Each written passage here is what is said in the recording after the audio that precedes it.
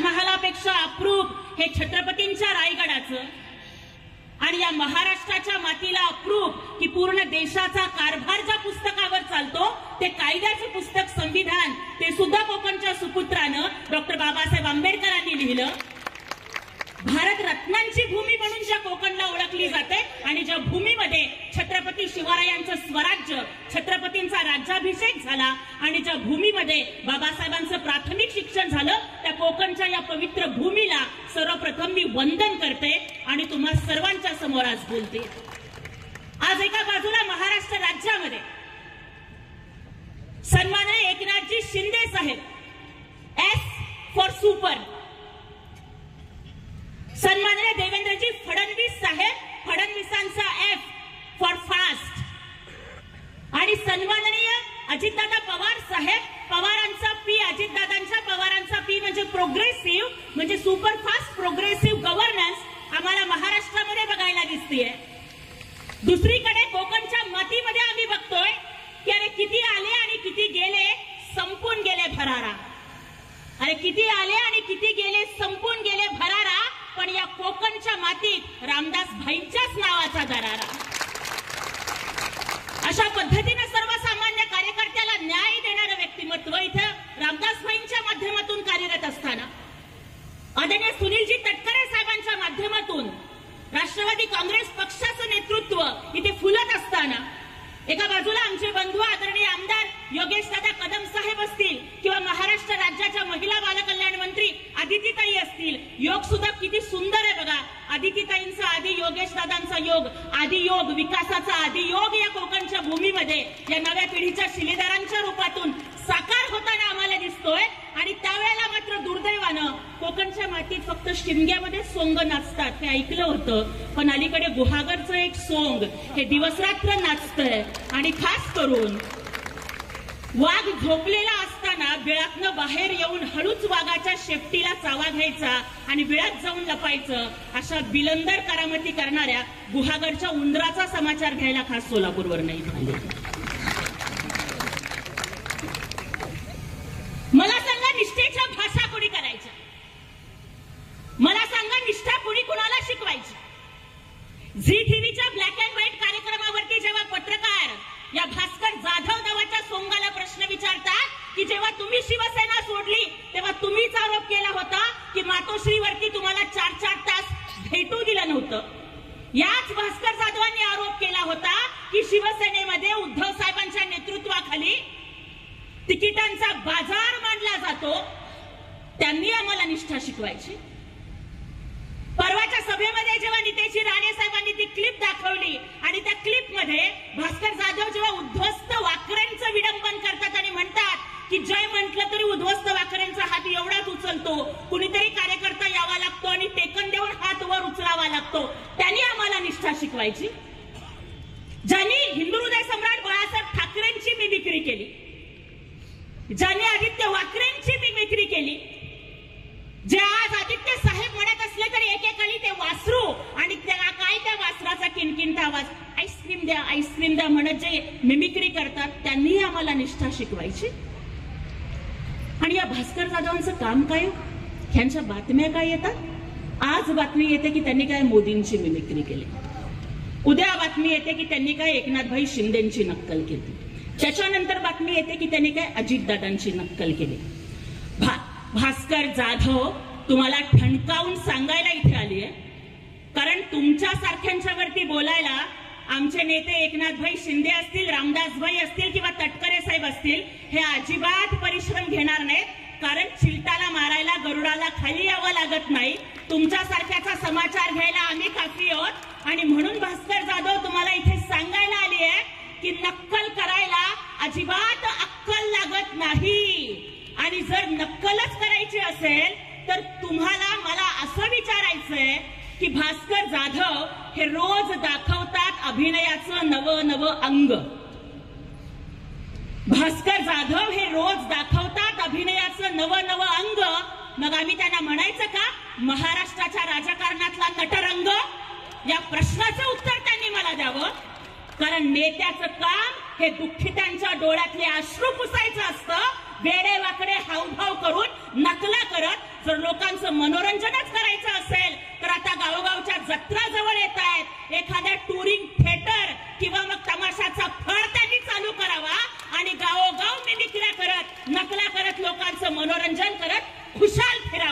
हा माझा त्यांना सल्ला आहे. लोटेच्या MIDC मध्ये जेव्हा सगळे उद्योग येतात, माझा इथला हा गोरगरीब कोकणातला बांधव, त्याला जेव्हा रोजगार हवा असतो तेव्हा इथली सगळी कंत्राटं ही कुठल्याही कार्यकर्त्याला न देता, कुठल्याही सामान्य माणसाच्या हाताला रोजगार न देता, भास्कर जाधव सगळी कंत्राटं ही तुम्ही तुमच्या घशात घातलेली आहे. मला सांगा, याच्या आधी महाराष्ट्राच्या महा संसदरत्न सुसूताई सुप्रियाताई सुळे यांच्या नेतृत्वाखाली तुम्ही 2 ठिकाणी रोजगार मेळावे घेतले. तुम्ही एका ठिकाणी रामपूरला घेतला आणि गुहागरला घेतला. किती लोकांना तुम्ही रोजगार दिला? एकाही माणसाला नोकरी दिली नाही, फक्त तुम्ही त्याचा इव्हेंट केला. मला या ठिकाणी विचारायचंय की जेव्हा तुम्ही राष्ट्रवादीमध्ये गेला तेव्हा राष्ट्रवादीने तुम्हाला 9 खात्याचा मंत्री केलं, तुम्ही राष्ट्रवादीचे होऊ शकला नाही. बाळासाहेबांनी तुमच्यावरती एवढं प्रेम केलं, तुम्ही शिवसेनेचे होऊ शकला नाही. अरे आज हे दार, उद्या ते दार, आणि बाई माझ्या तोंडात मार असं करत दारोदार फिरणार आहे भास्कर जाधवांचं नेतृत्व. ह्यांना आता घरी बसवायची वेळ आलेली आहे. आणि त्यामुळं खरं तर सन्माननीय नेते मंडळी बोलणार आहेत, त्यामुळे जास्त वेळ घेत नाही, पण लवकरच रामदास भाईंच्या नेतृत्वाखाली गुहागरला भास्कर जाधव तुमच्या मतदारसंघात येऊन तुमची सगळी कुंडली या महाराष्ट्राच्या जनतेसमोर आम्ही मांडणार आहोत. तुम्ही कुणाला कसं फसवलं? तुमची जी लेकरं इंजिनिअरिंगच्या डिग्र्या घेऊन फिरतात, कुठल्या कॉलेजमध्ये त्यांचं शिक्षण झालं हे तर जरा सांगा. आणि कुठल्या क्वालिफिकेशन वरती ते कंत्राट घेत फिरतायत हे तर तुम्ही आम्हाला सांगा. आणि परवाच आम्ही बघितलं की त्यांच्या तोंडातून सत्य कसं बाहेर आलं, की बाहेर किती जरी ते उद्धव साहेब म्हणत असले तरी सुद्धा परवाचाच भाषणातली क्लिप महाराष्ट्रभर फिरतीये. तर स्क्रीन नाहीये, नाही तर मी तुम्हाला दाखवणार होते. त्याच्यामध्ये एकदा नाही तर 3-3दा भास्कर जाधव म्हणतात की एक मी आणि दुसरा माझा उद्धव, एक मी आणि दुसरा माझा उद्धव. अरे स्वतःच्या नेत्याबद्दल तुमच्या मनात किती आदर आहे ते त्या तुमच्या क्लिप मधनं दिसून येतं. त्यामुळे इथून पुढं भास्कर जाधवांना या ठिकाणी ठणकावून सांगायचंय की सूरज चांद सितारे सब एक साथ दिखा देंगे. सूरज चांद सितारे सब एक साथ दिखा देंगे.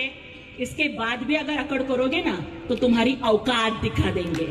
आणि दाखवण्यासाठी ही शिवसेना आणि शिवसेनेच्या या महिला आघाडीच्या रणरागिणी अजिबात मागे सरकणार नाही.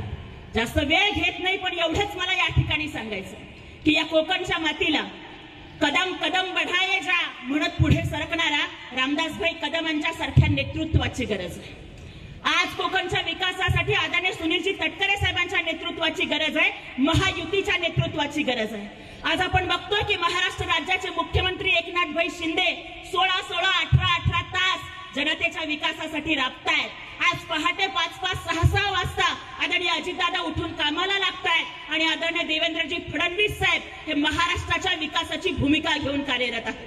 अगदी एक गोष्ट 2 मिनिटांमध्ये सांगते आणि माझ्या वाणीला विराम देते की एकदा अलीकडे काय काय स्पर्धा होतात सांगता येत नाही. एका ठिकाणी मांजरांच्या कुस्तीच्या स्पर्धा रंगल्या होत्या. फायनल राऊंड चाललेला होता. फायनल राऊंड मध्ये 4 मांजरं पोहोचलेली होती. 3 मांजरं गुबगुबीत, गले लठ्ठ, आणि 4थं जे मांजर होतं की नाही ते अगदी असं थोडंसं अशक्त होतं. सगळ्या लोकांना वाटत होतं की जे गुबगुबीत मांजर आहे ना ते गुबगुबीत मांजर सहजासहजी त्या खडकोळ्या असणाऱ्या मांजराला सहजासहजी मात देईल. स्पर्धा सुरू झाली. एक गलेलठ्ठ मांजर इकडून आलं, दुसरीकडून त्या हडकोळ्या मांजराला आणलं गेलं. इकडच्या त्या हडकोळ्या मांजराने फक्त पंजा वर केला तर समोरचं गलेलठ्ठ मांजर पळून गेलं. परत दुसऱ्यांदा दुसरं त्याच्यापेक्षाही जास्त गलेलठ्ठ असणारा तो बोका पुढे आला. तो बोका म्याव म्याव करू लागला. इकडच्या मात्र त्या हडकोळ्या मांजरानं थोडीशी गुरगुर केली आणि आवाज ऐकल्या ऐकल्या तो बोका पळून गेला. सगळ्यात शेवटी सगळ्यात जास्त वजनदार असलेलं ते मांजर, तो बोका समोर आणलं गेलं आणि ते मात्र हडकुळं असणारं मांजर अजिबात आपली जागा न सोडता तिथेच बसून होतं, हलतच नव्हतं. लोकांना तर आश्चर्य वाटू लागलं की आम्हाला वाटत होतं की वजनदार बोका जिंकेल आणि हे मात्र हडकुळं मांजर दोन्ही मांजरांना पळवून लावतंय.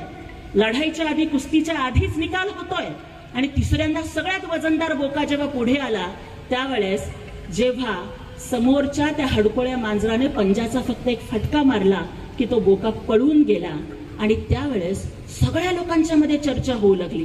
सगळे लोक विचारू लागले की अरे हे एवढंसं हडकुळं असणारं मांजर 3-3 माजलेल्या बोक्यांना कसं पळवून लावतं.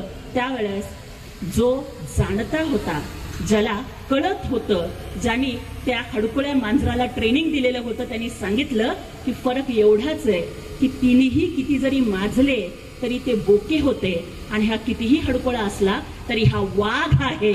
किती जरी बोके माजले तरी ते वाघाची बरोबरी कधी करू शकत नाहीत. त्याच पद्धतीनं हा शिवसेनेचा ढाण्या वाघ जो हिंदू हृदय सम्राट वंदनीय बाळासाहेब ठाकरेंच्या विचारावर पोचलाय, जो धर्मवीर आनंद बिघे साहेबांच्या विचारांवर पोचलाय, जो एका बाजूला छत्रपती शिवरायांची तलवार आणि दुसऱ्या बाजूला बाबासाहेब आंबेडकरांचं संविधान हे सोबत घेऊन लढतंय, त्या महायुतीच्या वाघाला टक्कर देण्याची ताकद ही महाराष्ट्रामधल्या शरद पवार गट, उबाठा गट आणि काँग्रेस या तिन्ही बोक्यांच्या मध्ये कधीच येऊ शकत नाही. त्यामुळे येणारा काळ हा आपला आहे आणि येणाऱ्या काळामध्ये गुहागर विधानसभा असेल किंवा रायगड लोकसभा असेल किंवा इतर कुठल्याही जागा असतील, त्या प्रत्येक ठिकाणी फक्त आणि फक्त महायुतीचाच ध्वज लहरावला पाहिजे अशी प्रतिज्ञा आज आपण या ठिकाणी करूयात. आणि एवढंच तुम्हाला सांगते आणि पुन्हा एकदा सांगते की सन्माननीय रामदास भाईंच्या सारखं नेतृत्व, की जे नेतृत्व जनतेच्या दुःखाला साथ देतं, जे नेतृत्व कार्यकर्त्यांच्या पाठीचा कणा बनून ताठ उभं राहतं, जे नेतृत्व मोडलेल्या लोकांच्या शेजारी जाऊन त्यांना सावरतं, जे नेतृत्व अंधारलेल्या झोपडीमध्ये जाऊन आशेचा दिवा पेटवतं, जे नेतृत्व, त्या नेतृत्वामध्ये इतकी ताकद आहे की मोडलेला कार्यकर्ता सुद्धा भाईंच्या जवळ जातो आणि भाईंना म्हणतो की भाई मोडून पडलाय संसार तरी मोडला नाही कणा, पाठीवरती हात ठेवून भाई तुम्ही फक्त लढ म्हणा. भाई आजच्या सभेमध्ये तुम्ही फक्त लढ म्हणा आणि इथे समोर बसलेला हा प्रत्येक शिवसैनिक तुमच्या त्या फक्त पाठीवरच्या थापेसाठी, तुमच्यासाठी, एकनाथ भाईंच्यासाठी लढायला तयार होणार आहे.